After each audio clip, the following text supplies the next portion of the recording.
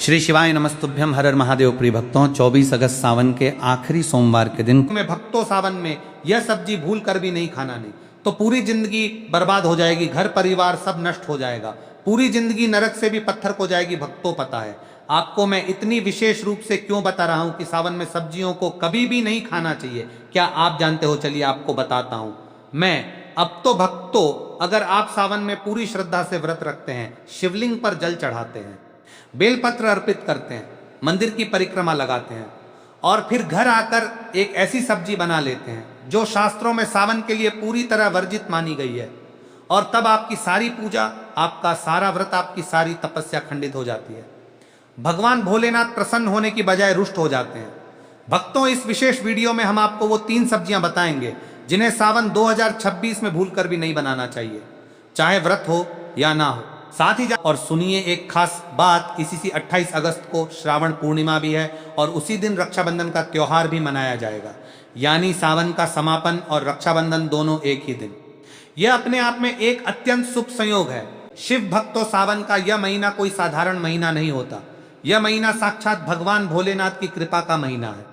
शास्त्रों में लिखा है कि सावन में जो भक्त सच्चे मन से भोलेनाथ की शरण में आते हैं, उन्हें महादेव अपनी छत्र छाया में ले लेते हैं। उनके दुख, उनके रोग, उनकी निर्धनता सब धीरे धीरे दूर होने लगते हैं। ज्ञानी संत कहते हैं कि सावन में प्रकृति स्वयं नृत्य करती है, धरती माँ का अभिषेक होता है, आकाश से बरसते जल से हरियाली उगती है, नई फसल आती है, किसान के चेहरे पर संतोष छाता है। सावन में बादल जब गरजते हैं तो वह केवल वर्षा नहीं होती, वह भोलेनाथ के आगमन का उद्घोष होता है। मान्यता के अनुसार सावन में आकाश से जो जल बरसता है वह अत्यंत पवित्र और पुण्यदायी माना गया है। बड़े बुजुर्ग कहते हैं कि सावन की बारिश में स्नान करने से शरीर की थकान, मन की उदासी और जीवन की नकारात्मकता सब धुल जाती है।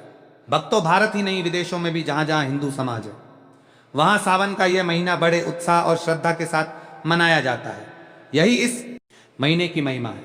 माताओं बहनों, एक जरूरी बात, जो लोग घर में लड्डू गोपाल की सेवा करते हैं, मान्यता के अनुसार सावन की पहली बारिश में लड्डू गोपाल को स्नान कराना बहुत शुभ माना जाता है। आप उन्हें चांदी, पीतल या मिट्टी की थाली में बिठाकर सावन की पहली बूंद उनके मस्तक पर अर्पित करें। ऐसा करने से घर में सुख, समृद्धि और आनंद की वर्षा होती है। यही पुरानी परंपरा है और यही श्रद्धा का भाव। भक्तों, अब आते हैं उस मुख्य बात पर जिसके लिए आप इस वीडियो पर आए हैं। वो 3 सब्जियां जो सावन 2026 में भूल कर भी नहीं बनानी चाहिए। ध्यान से समझिए, यह केवल व्रत रखने वालों के लिए नहीं है, यह हर उस व्यक्ति के लिए है जो सावन के महीने में भोलेनाथ की कृपा पाना चाहता है। क्योंकि भक्तों, पूजा पाठ और व्रत उपवास के साथ साथ आहार का भी उतना ही महत्व है। अगर मन और वाणी पवित्र है पर थाली में अशुद्ध भोजन है तो शिव कृपा आने में बाधा आती है। पहली वर्जित सब्जी बैंगन। माताओं बहनों, सावन के महीने में बैंगन को घर में रखना तक अशुभ माना जाता है। बनाने की तो बात ही अलग है। परंपरागत मान्यता यह है कि बैंगन सावन में पूरी तरह वर्जित सब्जी है। शास्त्रों में द्वादशी और चतुर्दशी के दिन भी बैंगन ना खाने की परंपरा है और सावन का पूरा महीना तो इस दृष्टि से और भी अधिक सावधानी का समय है। विद्वान कहते हैं कि बैंगन में सावन के मौसम में जीव जंतुओं का वास बढ़ जाता है। बरसात के कारण सन, कीट, सूक्ष्म जीव और अन्य अशुद्धियां इस सब्जी में आ जाती हैं। इसे खाने से ना केवल शारीरिक नुकसान हो सकता है बल्कि आध्यात्मिक दृष्टि से भी यह पाप का भागीदार बनाती है। भक्तों, यदि आपके घर में अभी बैंगन रखा है, चाहे कच्चा हो या साबुत, तो उसे तुरंत घर से बाहर कर दीजिए। यह कोई अंधविश्वास नहीं है, यह पुरानी परंपरा और शास्त्रीय मान्यता है। बैंगन को सावन में घर में रखने से, पकाने से और खाने से भगवान शिव प्रसन्न नहीं होते और घर में निर्धनता का प्रवेश माना जाता है। दूसरी वर्जित सब्जी पत्तेदार साग सब्जियां, विशेषकर पालक और मेथी। शिव भक्तों, सावन में पत्तेदार सब्जियां खाना भी वर्जित माना गया है। पालक, मेथी, लाल भाजी, बथुआ श्रेणी में आती है। यह सभी, इसके पीछे एक बहुत स्पष्ट कारण है, ध्यान से समझिए। बरसात के मौसम में पत्तेदार सब्जियों में नमी के कारण बहुत सूक्ष्म जीव, कीड़े और अशुद्धियां आ जाती हैं। इन्हें कितना भी धोएं, अंदर की अशुद्धि पूरी तरह नहीं निकलती। इसीलिए शास्त्रों और परंपराओं में सावन में इनसे परहेज करने को कहा गया है। ज्ञानी जन कहते हैं कि जो व्यक्ति सावन में पत्तेदार साग खाता है उसे पाप लगता है, क्योंकि उसमें अनजाने ही सूक्ष्म जीवों की हत्या हो जाती है। और यह तो आप जानते हैं कि भोलेनाथ सभी जीवों के प्रति करुणा रखते हैं, वे पशुपतिनाथ हैं, समस्त प्राणियों के स्वामी। इसलिए उनकी भक्ति करते हुए किसी भी प्राणी की हत्या का भागीदार नहीं बनना चाहिए। इसलिए माताओं बहनों, सावन 2026 में पालक की सब्जी, मेथी की सब्जी, पत्ता गोभी, इनसे दूरी बनाए रखें। यह आपके लिए, आपके परिवार के लिए और आपकी भक्ति के लिए सबसे उचित होगा। तीसरी वर्जित सब्जी लहसुन और प्याज से बनी सब्जी। भक्तों, यह तो आप जानते ही हैं कि व्रत में लहसुन प्याज पूरी तरह वर्जित है, लेकिन क्या आप यह जानते हैं कि सावन के पूरे महीने में व्रत हो या ना हो, लहसुन प्याज से बने भोजन से बचना चाहिए। शिव महापुराण की कथा कहती है कि भगवान शिव तामसिक भोजन से दूर रहते हैं। लहसुन और प्याज तामसिक प्रकृति के माने जाते हैं। सावन में जब घर में शिव की उपस्थिति विशेष मानी जाती है, उस समय घर में तामसिक भोजन बनाना उचित नहीं माना जाता। ध्यान से समझिए। व्रत रखने वाले व्यक्ति के घर में उसी दिन यदि कोई अन्य सदस्य लहसुन प्याज खाता है तो इससे व्रत रखने वाले की भावना और पवित्रता पर असर पड़ता है। इसलिए जिस दिन घर में कोई सावन सोमवार का व्रत रखे, उस दिन पूरे परिवार को लहसुन प्याज से दूर रहना चाहिए। सावन में डिब्बा बंद खाना, पैकेट वाला नमकीन, बाहर का जूस, इन सब से बचें, क्योंकि अधिकतर डिब्बा बंद उत्पादों में लहसुन प्याज का अर्क मिला होता है। अगर आप कोई पैकेट खरीदते हैं तो उसके इंग्रेडिएंट्स जरूर पढ़ें, नहीं तो अनजाने में आपका व्रत खंडित हो सकता है। भक्तों, अब बात करते हैं सावन सोमवार के व्रत में क्या खाएं और क्या ना खाएं। माताओं बहनों, सावन सोमवार का व्रत निर्जला नहीं होता, यानी इसमें फलाहार और सात्विक भोजन किया जा सकता है, लेकिन इसके साथ कुछ महत्वपूर्ण नियम है जिन्हें जानना जरूरी है। व्रत में सेंधा नमक का उपयोग किया जा सकता है। साधारण नमक यानी आयोडीन नमक व्रत में वर्जित है। यदि आपने केवल फल खाने का संकल्प लिया है तो नमक बिल्कुल ना ले। फल पर भी साधारण नमक ना लगाएं। सेंधा नमक लगाना हो तो वही लगाएं। ध्यान से समझिए। बाहर से गन्ने का जूस व्रत में ना पिए। बाहर के बर्तनों में साधारण नमक का अंश रह जाता है। चाहे कितना भी साफ कर ले, घर में जो ध्यान रख सकते हैं वह बाहर संभव नहीं है। इसलिए व्रत में बाहर का जूस, बाहर का खाना, इससे बचें। शिव भक्तों, व्रत में आप क्या खा सकते हैं? आलू की सब्जी सेंधा नमक के साथ, कुट्टू के आटे की रोटी, दही में खीरा और धनिया मिलाकर लौकी, या कद्दू की सब्जी मीठे में खीर, मिश्री, आटे का चीला, बर्फी, यह सब भोग लगाने के बाद ग्रहण कर सकते हैं। व्रत में बेसन, मैदा, सत्तू और अनाज जैसे गेहूं चावल का सेवन नहीं करना चाहिए। पुराने आटे का उपयोग भी ना करें, उसमें कीड़े पड़ने की संभावना होती है जिससे व्रत खंडित हो सकता है। शास्त्रों में व्रत में दूध पीने के बारे में एक परंपरागत मान्यता है कि सावन में सादा दूध पीने से परहेज करना चाहिए, खासकर हल्दी मिलाकर। इसका कारण यह बताया जाता है कि सावन में दूध भगवान शिव को अर्पित किया जाता है, इसलिए यह समय शिव को समर्पित है। बच्चे और बीमार व्यक्ति इस नियम से मुक्त हैं, उन्हें दूध पीना चाहिए। शिव भक्तों, अब एक और महत्वपूर्ण बात, सावन में शुक्रवार को खट्टा ना खाएं। माताओं बहनों, सावन का महीना चल रहा हो और उसमें शुक्रवार का दिन आए तो उस दिन खट्टी चीजें बिल्कुल ना खाएं। इमली, पानी, पूरी, अमचूर, खट्टे फल, इन सब से उस दिन दूरी बनाएं। यह परंपरागत मान्यता माता संतोषी से जुड़ी है, जो शुक्रवार को विशेष रूप से पूजी जाती हैं और जिन्हें खट्टी चीजें पसंद नहीं है। यदि भूलवश भी खट्टा खा लिया तो माता रुष्ट हो सकती है, इसलिए सावधान रहें। भक्तों, सावन में और कौन कौन सी गलतियां नहीं करनी चाहिए, तो सावन में सुबह जल्दी उठें। मान्यता है कि जो स्त्री सावन में देर तक सोती है उसके परिवार पर इसका बुरा प्रभाव पड़ता है। पति के उठने से पहले घर की स्त्री को उठ जाना चाहिए। स्नान करके भोलेनाथ की पूजा करनी चाहिए। यह केवल नियम नहीं, यह एक सुंदर संस्कार है। सावन में किसी गरीब का अपमान ना करें। भक्तों, भोलेनाथ सावन में अपने भक्तों की परीक्षा लेने आते हैं। वे किसी भिखारी के रूप में, किसी दीनहीन व्यक्ति के रूप में आपके द्वार पर आ सकते हैं। उन्हें खाली हाथ मत लौटाइए, उनका अपमान मत कीजिए। सावन में काले वस्त्र पहनकर शिव मंदिर में ना जाएं। यह परंपरागत मान्यता है कि मंदिर में काले वस्त्र अशुभ माने जाते हैं। घर में पहनना हो तो पहन सकते हैं, लेकिन मंदिर में और व्रत के दिन काले कपड़ों से बचें। ध्यान से समझिए। सावन में पति पत्नी को शारीरिक संबंध से दूरी बनानी चाहिए। यह परंपरागत नियम है। जो व्यक्ति व्रत रखता है वह शिव की शरण में होता है और उस दौरान इंद्रिय संयम बनाए रखना आवश्यक माना गया है। सावन में घर को साफ रखें। गंदगी जहां होती है वहां से सकारात्मक ऊर्जा चली जाती है। सावन में प्रकृति स्वयं पवित्र होती है। आपका घर भी पवित्र होना चाहिए। सावन में घर के मंदिर में माचिस की खाली डिब्बी ना रखें। मंदिर पवित्र स्थान है, वहां केवल पूजा सामग्री होनी चाहिए, अन्य वस्तुएं नहीं। सावन में घर में गाली गलौज, चुगली, अपशब्द, इनसे बिल्कुल बचें। माताओं बहनों, भगवान शिव को यह बिल्कुल पसंद नहीं। परंपरागत मान्यता है कि सावन में जो व्यक्ति अपने घर में कलह करता है, गाली देता है, पत्नी को या पति को अपशब्द कहता है, उस पर शिव का कोप उतरता है। सावन में बाल नाखून दाढ़ी कटवाने से बचना चाहिए। यदि बहुत आवश्यक हो तो भोलेनाथ से क्षमा मांगकर कर सकते हैं। सावन में शरीर पर तेल लगाने से बचें। विशेषकर व्रत के दिन सावन में माता पिता का विशेष सम्मान करें। शास्त्रों में लिखा है कि माँ में पार्वती का और पिता में शिव का वास होता है। माता पिता की सेवा करना सावन में सबसे बड़ी पूजा है। भक्तों, सावन में देवी देवता से संबंधित कोई भी शुभ वस्तु जैसे पूजा की माला, मूर्ति, प्रसाद किसी को उपहार में ना दे। परंपरागत मान्यता है कि इससे घर से दैवी शक्ति चल जाती है। शिव भक्तों, शिव पूजन में कुछ ऐसी वस्तुएं हैं जो देखने में साधारण लगती हैं, लेकिन शिवलिंग पर अर्पित करना वर्जित माना गया है। शिव महापुराण की कथा कहती है तुलसी शिवलिंग पर नहीं चढ़ाई जाती। तुलसी भगवान विष्णु को समर्पित है, इसलिए उसे शिवलिंग पर अर्पित करने की परंपरा नहीं है। हल्दी शिवलिंग पर नहीं चढ़ानी चाहिए, सिंदूर भी नहीं। केतकी का फूल ये कभी शिवलिंग पर अर्पित नहीं होता। शास्त्रों के अनुसार एक पुरानी कथा में केतकी के फूल ने ब्रह्मा जी के झूठ में साथ दिया था, जिससे भोलेनाथ ने उसे श्राप दिया कि पूजा में वह कभी स्वीकार नहीं किया जाएगा। नारियल का पानी शिवलिंग पर नहीं चढ़ाना चाहिए।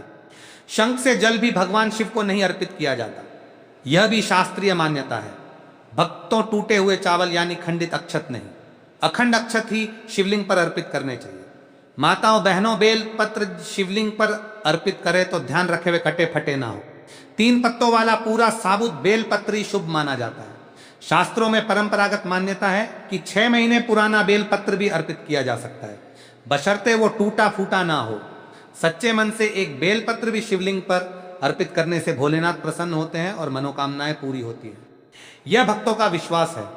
शास्त्रों में लिखा है सुबह 5 बजे से 11 बजे के बीच शिवलिंग पर जल अर्पित करना सबसे शुभ माना जाता है। शाम के समय जल अर्पित करने से बचना चाहिए। यह परंपरागत नियम है। जब शिवलिंग पर जल चढ़ाए तो ध्यान रखें कि वह जल आपके पैरों के पास ना आए। शिव का जल, जिसे जलधारी कहते हैं, उसे लांघना भी वर्जित है। दूध से अभिषेक करना हो तो शुद्ध दूध ही अर्पित करें। पानी मिलाकर पतला किया हुआ दूध शिव को अर्पित नहीं करना चाहिए। परंपरागत मान्यता है कि जैसा आप अर्पित करते हैं वैसा ही फल मिलता है। दूध अर्पित करने के लिए पीतल के कलश का उपयोग सबसे उत्तम माना गया है।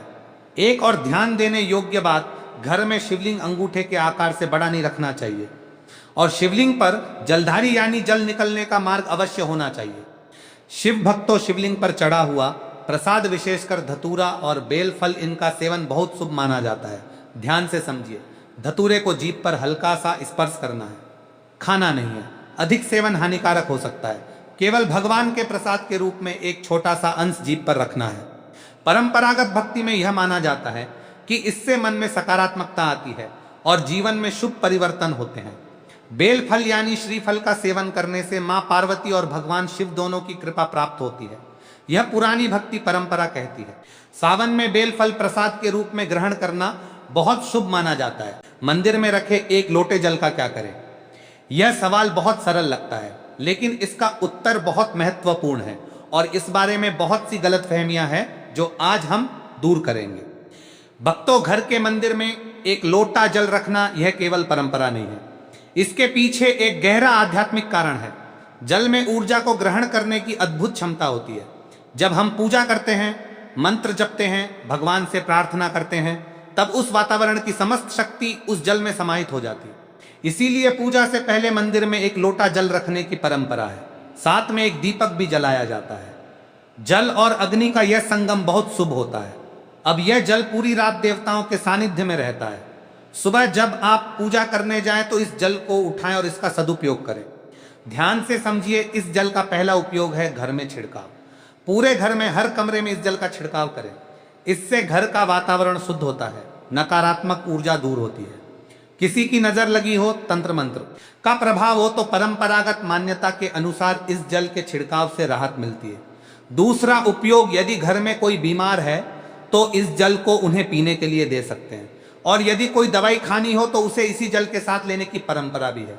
भक्तों, यह केवल भक्ति का विश्वास है, दवाई डॉक्टर के परामर्श से ही लें, यह ध्यान रखें।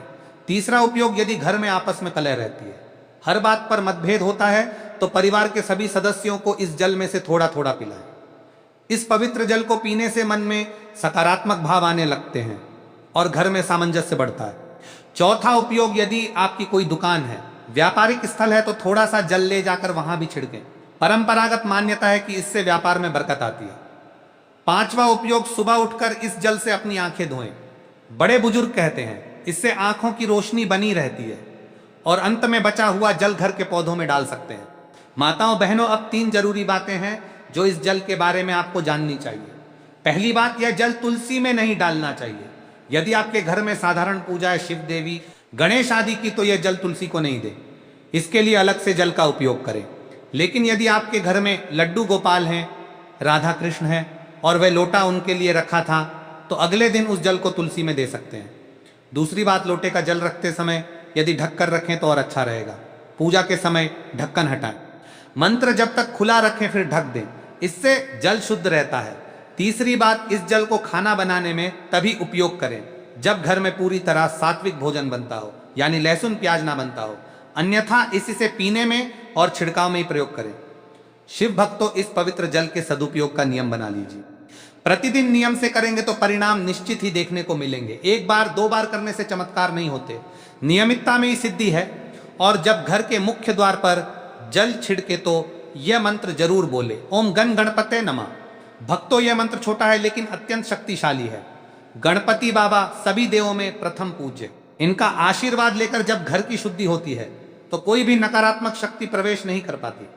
मान्यता है कि सबसे पहली कावड़ यात्रा भगवान परशुराम ने भगवान शिव को समर्पित की थी।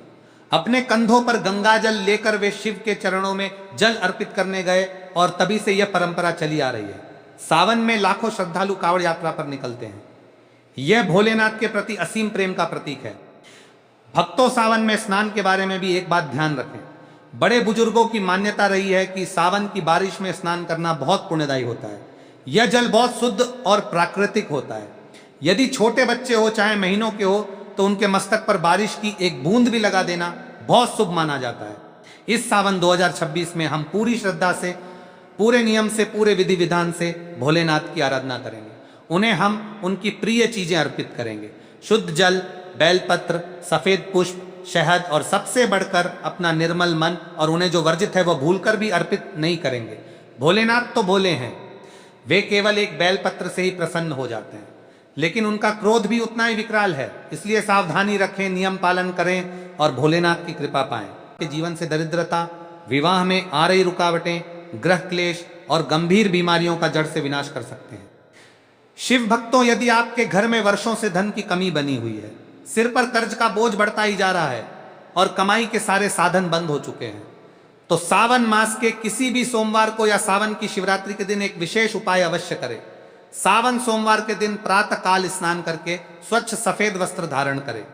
फिर एक तांबे के लोटे में शुद्ध जल भरे और उसमें थोड़ा सा कच्चा दूध, थोड़े से काले तिल और एक चुटकी अक्षत बिना टूटे हुए चावल मिला लें। इसके साथ ही 108 बेल पत्र लें और प्रत्येक बेल पत्र पर सफेद चंदन से धन नमः शिवाय लिखें।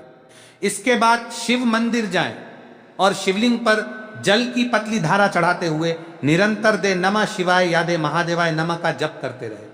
जल अर्पित करने के पश्चात एक एक करके वे 108 बेलपत्र शिवलिंग पर इस प्रकार अर्पित करें कि बेलपत्र का चिकना भाग शिवलिंग को स्पर्श करे। शास्त्रों में लिखा है कि सावन में जो भक्त पूरे मनोयोग से 108 बेलपत्र महादेव को अर्पित करता है, उसकी 7 पीढ़ियों के दरिद्र दोष समाप्त हो जाते हैं और उसके घर में साक्षात माता लक्ष्मी का स्थायी निवास हो जाता है। माताओं और बहनों, यदि आपके घर में संतान का सुख नहीं है, विवाह योग्य पुत्र या पुत्री के विवाह में बार बार अड़चने आ रही हैं, रिश्ते बनकर टूट जाते हैं या शादी की बात आगे नहीं बढ़ पाती, तो सावन का महीना इसके लिए सर्वोत्तम अवसर है। विवाह की बाधा दूर करने के लिए सावन के प्रत्येक सोमवार को एक पीला वस्त्र लेकर शिव मंदिर जाएं। शिवलिंग पर जल और दूध से अभिषेक करने के पश्चात शिवलिंग पर पीला चंदन लगाएं और माता पार्वती के चरणों में कुमकुम तथा लाल चुनरी अर्पित करें। इसके बाद 21 पीले कनेर के फूल या 21 बेलपत्र पर पीले चंदन से राम नाम लिखकर शिवलिंग पर अर्पित करें। ऐसा करते समय मन ही मन चाहे जीवन साथी या शीघ्र विवाह की प्रार्थना करें। शिव महापुराण में वर्णित है कि माता पार्वती ने भी भगवान शिव को पति रूप में प्राप्त करने के लिए सावन के महीने में ही कठोर तपस्या की थी और कनेर के पुष्प तथा बेलपत्र अर्पित किए थे। इसलिए यह उपाय सावन में अत्यंत सिद्ध और अचूक माना गया है। जिन दंपतियों को संतान प्राप्ति में बाधा आ रही है, उन्हें सावन के पूरे महीने प्रतिदिन अथवा सावन सोमवार के दिन मक्खन या शुद्ध देसी घी से बने पार्थिव शिवलिंग, मिट्टी के शिवलिंग का निर्माण करना चाहिए और उस पर गेहूं के 108 दाने अर्पित करने चाहिए। पूजा के उपरांत उस पार्थिव शिवलिंग का किसी पवित्र नदी या जलकुंड में विसर्जन कर दें। इस उपाय से भोलेनाथ प्रसन्न होकर शीघ्र ही उत्तम और गुणी संतान का वरदान प्रदान करते हैं। शिव भक्तों, सावन के महीने में स्वास्थ्य और रोगों से मुक्ति के लिए महामृत्युंजय मंत्र का अनुष्ठान एक अचूक ढाल माना गया है।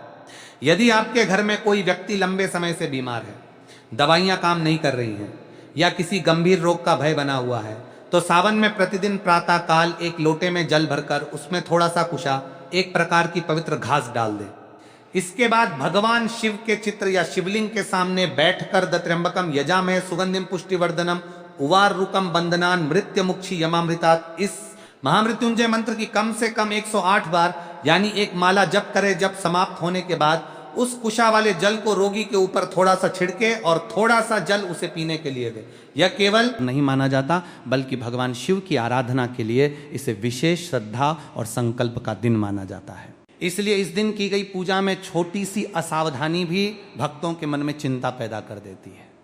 खासकर जब हम शिवलिंग पर जल, दूध, बेलपत्र, फूल, भस्म और दूसरी पूजन सामग्री अर्पित करते हैं तो ये जानना बहुत जरूरी हो जाता है कि कौन सी वस्तु किस प्रकार चढ़ानी चाहिए और किन चीजों को शिवलिंग पर चढ़ाने से बचना चाहिए। कई बार भक्त पूरी श्रद्धा से पूजा करते हैं, लेकिन जानकारी के अभाव में ऐसी सामग्री शिवलिंग पर चढ़ा देते हैं जिसे उनकी परंपरा में अर्पित करना उचित नहीं माना जाता। इसलिए अगर आप भी सावन के आखिरी सोमवार को शिवलिंग का अभिषेक करने वाले हैं तो इस बात को बिल्कुल ध्यान से समझिए, क्योंकि पूजा में केवल सामग्री महत्वपूर्ण नहीं होती, बल्कि उसे चढ़ाने का तरीका, मन की शुद्धता और श्रद्धा भी उतनी ही महत्वपूर्ण मानी जाती है।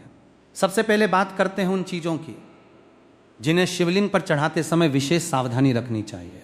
भगवान शिव की पूजा में बेलपत्र का विशेष महत्व माना गया है, लेकिन बेलपत्र टूटा हुआ, गंदा या बहुत अधिक सूखा हुआ न हो, इसका ध्यान रखना चाहिए।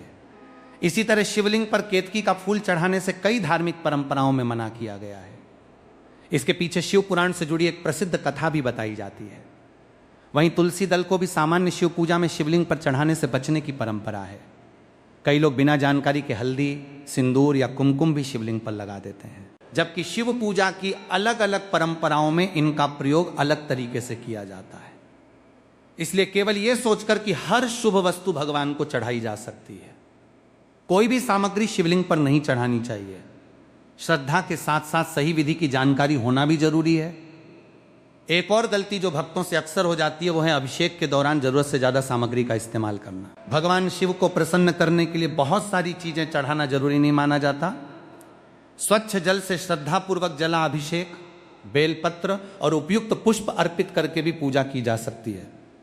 अगर दूध या पंचामृत से अभिषेक कर रहे हैं तो स्वच्छता और उचित मात्रा का ध्यान रखें।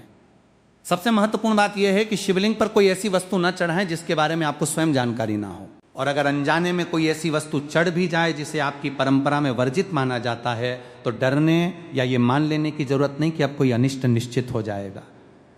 भगवान शिव की पूजा में क्षमा और श्रद्धा का भाव सबसे महत्वपूर्ण है। आप शांत मन से स्वच्छ जल अर्पित करें, हाथ जोड़कर भगवान शिव से क्षमा प्रार्थना करें और आगे से सही विधि से पूजा करने का संकल्प लें। इसलिए सावन के आखिरी सोमवार को पूजा करते समय एक बात हमेशा याद रखिए, भगवान शिव को दिखावे से ज्यादा भावप्रिय माना जाता है। शिवलिंग पर चढ़ाई जाने वाली हर वस्तु के पीछे कोई ना कोई धार्मिक परंपरा और प्रतीकात्मक अर्थ जुड़ा हुआ है। इसलिए दूसरों को देखकर कोई भी चीज चढ़ाने के बजाय अपनी परंपरा और पूजा विधि के अनुसार सामग्री अर्पित करें। इस दिन जल्दबाजी ना करें, पूजा की जगह स्वच्छ रखें, शिवलिंग का अनादर ना हो इसका ध्यान रखें, और सबसे बढ़कर अपने मन में श्रद्धा रखें, क्योंकि पूजा का वास्तविक उद्देश्य भगवान को किसी सामग्री से प्रभावित करना नहीं बल्कि अपने मन को शिव के चरणों में समर्पित करना है। अगर सावन के आखिरी सोमवार को आप ये भावना लेकर शिवलिंग पर जल चढ़ाते हैं कि हे महादेव, जाने अनजाने में मुझसे जो भी भूल हुई हो मुझे क्षमा करे और मुझे सही मार्ग पर चलने की शक्ति दें, तो यही सच्ची भक्ति का भाव है। सावन के आखिरी सोमवार के दिन अगर आपने व्रत रखा है तो भोजन को लेकर विशेष संयम रखना चाहिए। व्रत में अपनी परंपरा और स्वास्थ्य के अनुसार फल, दूध, दही, मखाना, साबूदाना, सिंघाड़े या कुट्टू के आटे से बने व्यंजन, सेंधा नमक और पर्याप्त मात्रा में पानी लिया जा सकता है। हार्दिक स्वागत है माताएं बहनों, जैसा कि आप सभी जानती हैं कि सावन का ये पवित्र महीना अब अपने अंतिम पड़ाव पर है। 24 अगस्त को सावन का अंतिम और सबसे खास सोमवार है। ये केवल सावन का आखिरी सोमवार नहीं है, बल्कि भगवान भोलेनाथ और माता पार्वती का सबसे विशेष आशीर्वाद पाने का अंतिम महाअवसर भी है। यदि आपने पूरे सावन में कोई विशेष पूजा नहीं की या किसी कारणवश सावन सोमवार का व्रत छूट गया तो घबराइए मत। शास्त्रों में बताया गया है कि सावन के अंतिम सोमवार को किया गया एक छोटा सा उपाय पूरे सावन महीने की पूजा का फल दे सकता है। आज की इस वीडियो में हम जानेंगे कि 24 अगस्त को शादीशुदा महिलाओं को हरी चूड़ियों का कौन सा अचूक उपाय करना चाहिए, जिससे पति की लंबी उम्र, अच्छा स्वास्थ्य, घर में सुख समृद्धि और अखंड सौभाग्य का आशीर्वाद मिले। जैसा कि आप सभी माताएं बहनें जानती हैं, सावन के प्रारंभ दिन से ही हरी चूड़ी धारण करने की परंपरा मानी जाती है। किसी ने अपने पति के हाथों से हरी चूड़ी पहनी तो किसी ने इसे अपने पति या परिवार की ओर से प्रेम और सौभाग्य के प्रतीक के रूप में ग्रहण किया। हिंदू मान्यताओं में हरी चूड़ियों को सुहाग, समृद्धि और सुख शांति से जोड़कर देखा जाता है। लेकिन अब सावन के आखिरी सोमवार 24 अगस्त के दिन इसी हरी चूड़ी से जुड़ा एक विशेष उपाय हम आपको बताने जा रहे हैं। मान्यता है कि इस उपाय को श्रद्धा और विश्वास के साथ करने से जीवन में रुके हुए कार्यों को गति मिल सकती है और मनोकामना पूर्ति की राह आसान हो सकती है। चाहे आपकी चिंता धन की कमी को लेकर हो, कारोबार में बार बार आ रही रुकावटों को लेकर हो, घर में सुख शांति की कमी हो या लंबे समय से कोई इच्छा अधूरी पड़ी हो, इस उपाय को पूरी श्रद्धा के साथ भगवान शिव और माता पार्वती का स्मरण करते हुए जरूर करें। तो सभी माता बहनों से मेरा निवेदन है कि आज की वीडियो आपके लिए ही बनाई गई है, तो सावन की इस वीडियो को पूरा देख लेना। अगर आज आपने इस वीडियो को छोड़ दिया तो मानो अपने साक्षात भगवान से और माता पार्वती के आशीर्वाद को छोड़कर जा रहे हैं। क्योंकि भक्तों, आज की इस वीडियो में हम विस्तार से जानेंगे सावन चूड़ियों का धार्मिक महत्व क्या है, इन्हें सावन महीने में खरीदने का शुभ दिन कौन सा है, पहनने का सही समय क्या है, किन दिनों में भूल कर भी इन्हें नहीं खरीदना चाहिए, और तो और जिन्होंने सावन के प्रारंभ में ही हरी चूड़ी खरीदी है, हाथों में धारण किए पहनी हुई है, तो उनका क्या करें। तो ये गुप्त उपाय बताऊंगा, और आखिर क्यों मां पार्वती को अर्पित करके पहनी गई चूड़ियां विशेष रूप से शुभ मानी जाती हैं, इन सभी सवालों के जवाब हम आपको इसी वीडियो में देने जा रहे हैं। तो वीडियो के अंत तक आपको बने रहना है। वीडियो को काट काट कर देखने के भूल बिल्कुल भी मत कीजिएगा। माताएं बहनों, अगर आप चाहती हैं कि भोलेनाथ और मां पार्वती की कृपा आपके परिवार पर बनी रहे, पति की आयु, स्वास्थ्य और उन्नति के लिए आपका श्रृंगार वास्तव में मंगलकारी बने, तो इस वीडियो को अंत तक अवश्य देखिएगा। बीच में वीडियो छोड़ने की गलती बिल्कुल मत कीजिएगा, क्योंकि अंत में मैं एक ऐसा छोटा सा उपाय भी बताऊंगा जिसे बहुत कम महिलाएं जानती हैं, जिसे जानना हर माताएं बहनों के लिए जरूरी है। खासकर सुहागन महिलाएं जो सावन सोमवार का व्रत रखती हैं, प्रतिदिन पूजा पाठ करती हैं। अगर आप भगवान भोलेनाथ और मां पार्वती में श्रद्धा रखते हैं, विशेष रूप से आज हम बात करेंगे सावन के महीने में पहनी जाने वाली हरी चूड़ियों के उस आध्यात्मिक और वैज्ञानिक रहस्य के बारे में, जिसका सीधा संबंध माता पार्वती के अखंड सौभाग्य से और भगवान शिव की प्रसन्नता से जुड़ा हुआ है। अक्सर महिलाएं बाजार जाती हैं, हरे रंग की खूबसूरत कांच की या मेटल की चूड़ियां खरीदती हैं, उन्हें पहन लेती हैं और सोचती हैं कि उनका श्रृंगार पूरा हो गया। लेकिन क्या कभी आपने ये जानने का प्रयास किया कि आखिर क्यों मां पार्वती को हरी चूड़ियां इतनी प्रिय हैं? क्यों शास्त्रों में सावन के अंतिम सोमवार को हरी चूड़ियों का दान करने और उन्हें सिद्ध करके धारण करने की परंपरा बनाई गई है? और आखिर वो कौन सी ऐसी एक छोटी सी भूल है जो 90% महिलाएं चूड़ी पहनते समय कर बैठती हैं, जिसके कारण उनकी पूजा का शुभ फल उन्हें प्राप्त नहीं होता, बल्कि घर में अनचाहा तनाव और आर्थिक तंगी आने लगती है? इन्हीं सवालों का जवाब मैं आपको उसे वीडियो में दूंगा, और कुछ तो उपाय के बारे में बताऊंगा। जिन महिलाओं ने हरी चूड़ी पहनी है तो वो 24 अगस्त के दिन उसे उपाय को कर लेंगे तो उसका बेड़ा पार हो गया। मानो तो वीडियो को अभी लाइक कर दीजिए, कमेंट में पूरे विश्वास के साथ लिखिए ओम नमः शिवाय, और यदि आप चैनल पर नए हैं तो चैनल को जरूर ही सब्सक्राइब करके बेल आइकन अवश्य दबा दीजिए, ताकि सावन व्रत पूजा और सनातन धर्म से जुड़ी ऐसी महत्वपूर्ण जानकारियां सबसे पहले आपको मिलती रहे। चलिए बिना समय गंवाए शुरू करते हैं। मेरी प्यारी माताएं बहनों, आज मैं आप सबसे एक छोटी सी बात पूछना चाहता हूं। जैसे ही सावन का महीना प्रारंभ हुआ तो क्या आपके मन में भी एक अलग ही आनंद नहीं जागता? क्या ऐसा नहीं लगता कि फिर से भगवान भोलेनाथ के मंदिरों में घंटियों की ध्वनि गूंजेगी, शिवलिंग पर जल चढ़ेगा, घर घर में ओम नमः शिवाय का जाप होगा, और हर सुहागिन अपने पति के सुख, सौभाग्य और लंबी आयु की कामना करते हुए मां पार्वती का आशीर्वाद मांगेगी? यदि आपके मन में भी ऐसा भाव आता है तो समझ लीजिए कि केवल एक परंपरा नहीं, बल्कि आपकी श्रद्धा की सबसे सुंदर अभिव्यक्ति है। लेकिन बहनों, श्रद्धा जितनी पवित्र होती है उतना ही आवश्यक होता है। सही ज्ञान, कई बार हम पूरी निष्ठा से पूजा करते हैं, पूरे मन से व्रत रखते हैं, 16 श्रृंगार भी करते हैं, फिर भी मन में कहीं ना कहीं ये प्रश्न रह जाता है कि आखिर वो शांति, वो कृपा और वो आनंद क्यों महसूस नहीं हो रहा। माताएं बहनों, जैसा कि आपको मालूम होगा कि हिंदू धर्म में जिस महिला की शादी हो जाती है तो वो 16 श्रृंगार धारण करती है। जिस प्रकार 16 श्रृंगार महिला की सुंदरता में 4 चांद लगा देता, इस प्रकार सावन में की गई एक छोटी सी गलती या पति द्वारा लाई गई एक गलत चीज पहन ली जाती है, जिसे भगवान शिव क्रोधित अवस्था में लौटते हैं तो इसका असर पूरे परिवार पर देखने को मिलता है और सभी इच्छाएं अधूरी रह जाती हैं जिसकी हमने कामना की थी। ऐसा क्यों होता है? क्या भगवान हमारी पूजा स्वीकार नहीं करते? नहीं, भगवान तो अपने भक्त का प्रेम देखते हैं। उनके लिए सोना चांदी, बड़े बड़े चढ़ावे या महंगे आभूषण नहीं, बल्कि भक्त का निर्मल मन सबसे बड़ा उपहार होता है। लेकिन हमारे आरसी मुनियों ने एक बात और समझाई है। उन्होंने कहा कि जब श्रद्धा और सही विधि दोनों साथ चलती हैं तब पूजा का पुण्य और भी अधिक फलदायी माना जाता है। यही कारण है कि आज हम एक ऐसी छोटी सी बात पर चर्चा करेंगे जिसे बहुत सी महिलाएं अनदेखा कर देती हैं।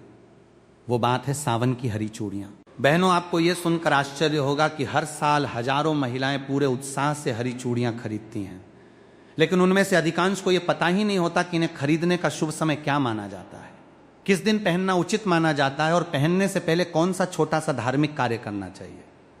और अगर जिन महिलाओं ने खरीद ली है और हाथों में पहने हुए हैं तो उन चूड़ियों का क्या करें? अगर चूड़ी टूट जाती है तो उसका क्या करें? क्या कचरे में फेंक देना सही होगा या फिर दूसरी चुड़ैल लगाकर पहनना होगा?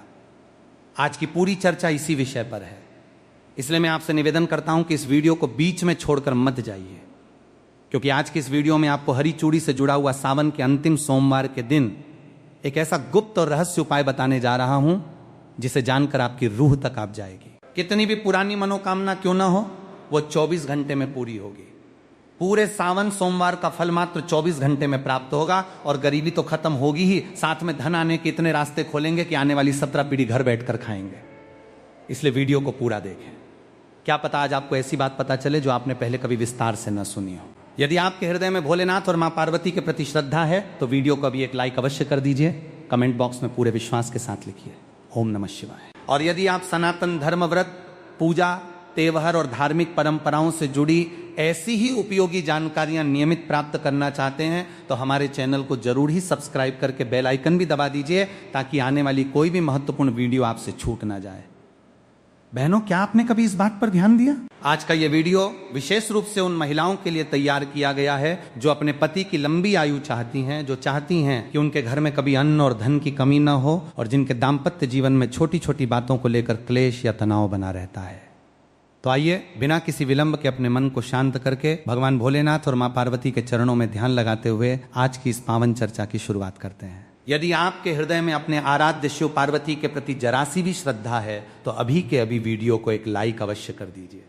चैनल को सब्सक्राइब करके बेल आइकन दबा दीजिए और कमेंट बॉक्स में पूरे विश्वास और भक्ति के साथ 3 बार लिखिए हर हर महादेव, जय मां पार्वती, जय नमः शिवाय।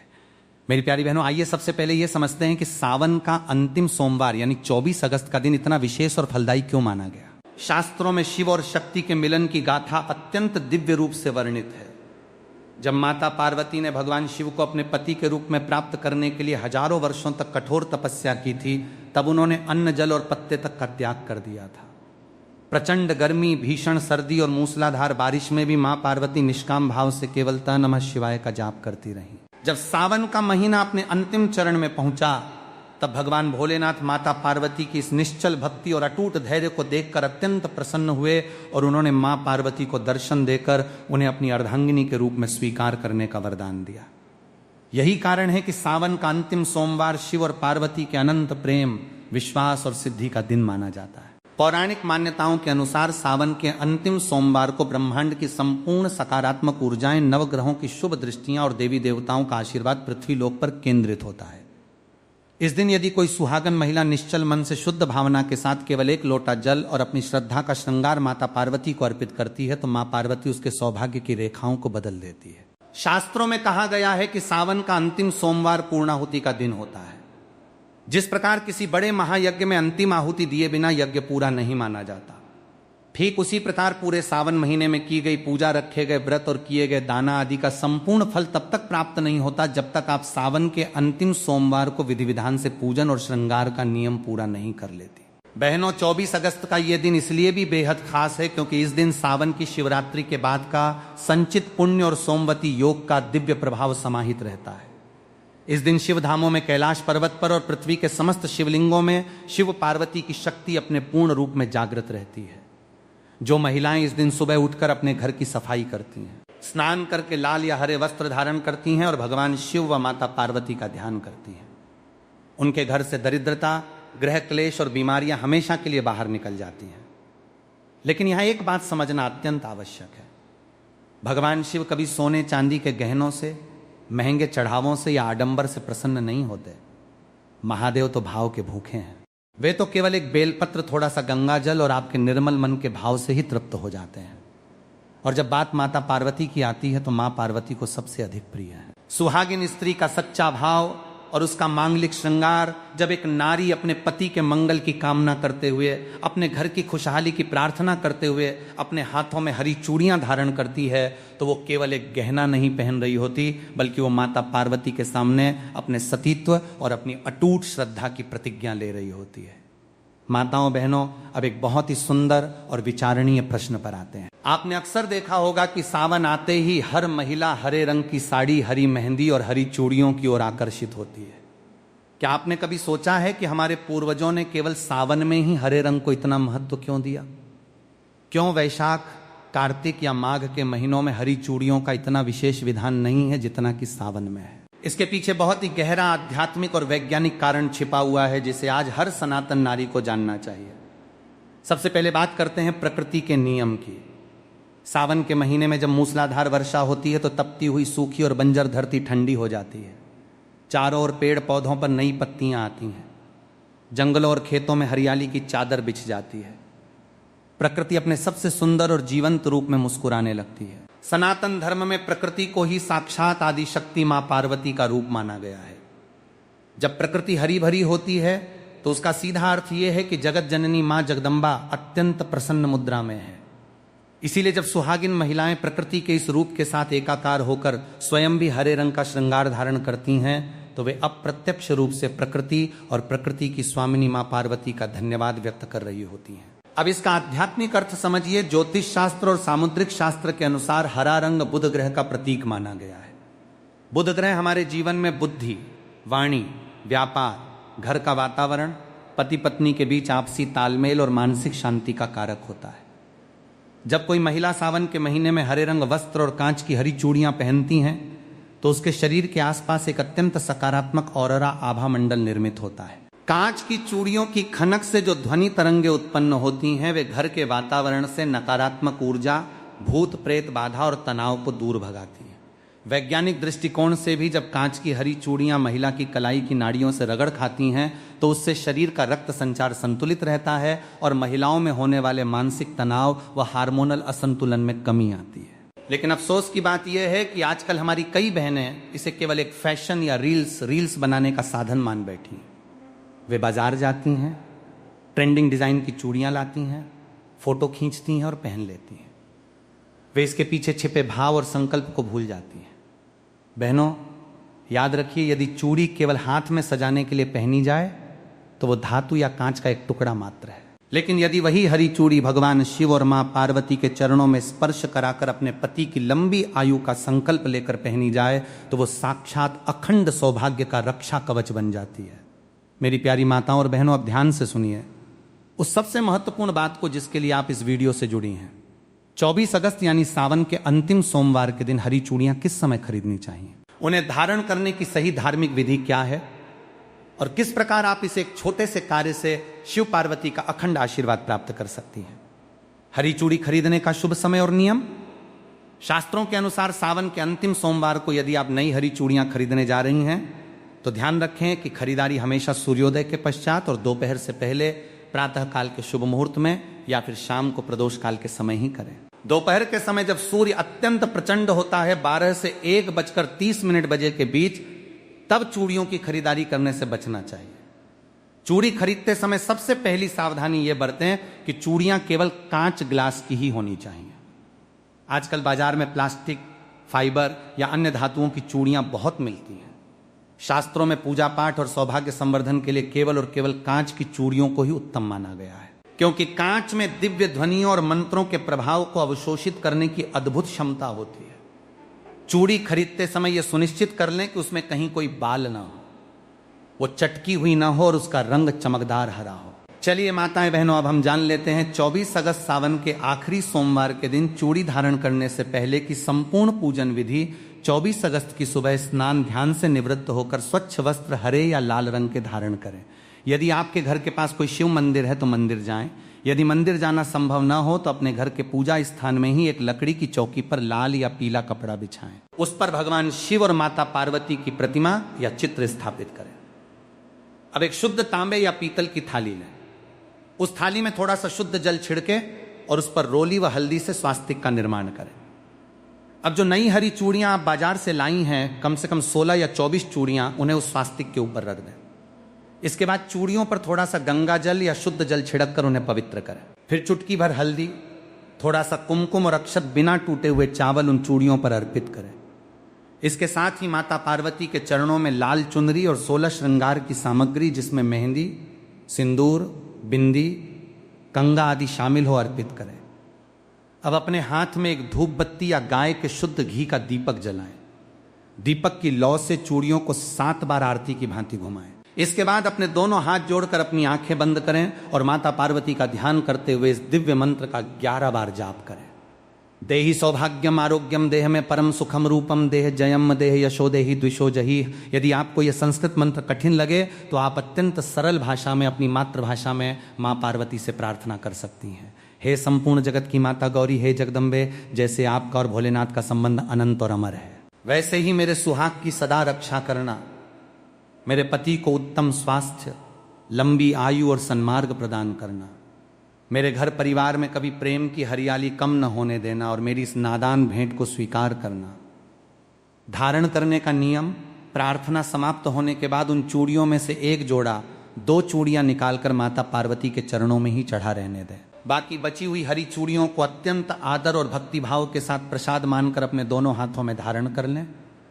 माँ पार्वती के चरणों में चढ़ाया गया एक जोड़ा आप किसी सुहागिन ब्राह्मणी को, अपनी सास को, ननद को या किसी भी जरूरतमंद शादीशुदा महिला को सादर भेंट कर सकती हैं। माताओं बहनों, जब आप इस विधि से सिद्ध करके 24 अगस्त को हरी चूड़ियां पहनेंगे तो वो चूड़ी केवल एक साधारण आभूषण नहीं रहेगी, वो साक्षात जगदम्बा का कवच बन जाएगी जो आपके जीवन से हर दुख और संकट को दूर रखेगी। माताएं बहनों, अगर आपने सावन के पहले सोमवार के दिन ही हरी चूड़ी पहन ली है तो कोई बात नहीं है।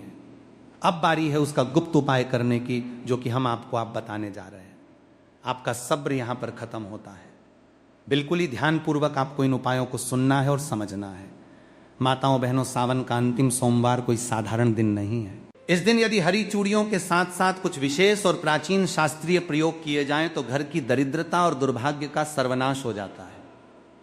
आज मैं आपको ऐसे 3 महा उपाय बताने जा रहा हूं जिन्हें हमारे शास्त्रों में अत्यंत गुप्त और प्रभावशाली माना गया है। पहला प्रयोग: अखंड सौभाग्य और पति की तरक्की का उपाय। यदि आपके पति का व्यापार ठीक से नहीं चल रहा है, वे लंबे समय से नौकरी की तलाश में हैं या उनके बनते बनते काम अंतिम समय में बिगड़ जाते हैं, तो 24 अगस्त को यह उपाय अवश्य करें। विधि: सावन के अंतिम सोमवार की शाम को प्रदोष काल में 5 कांच की हरी चूड़ियां, 5 बेलपत्र बिना कटे फटे और एक साबुत हल्दी की गांठ लें। इन तीनों चीजों को एक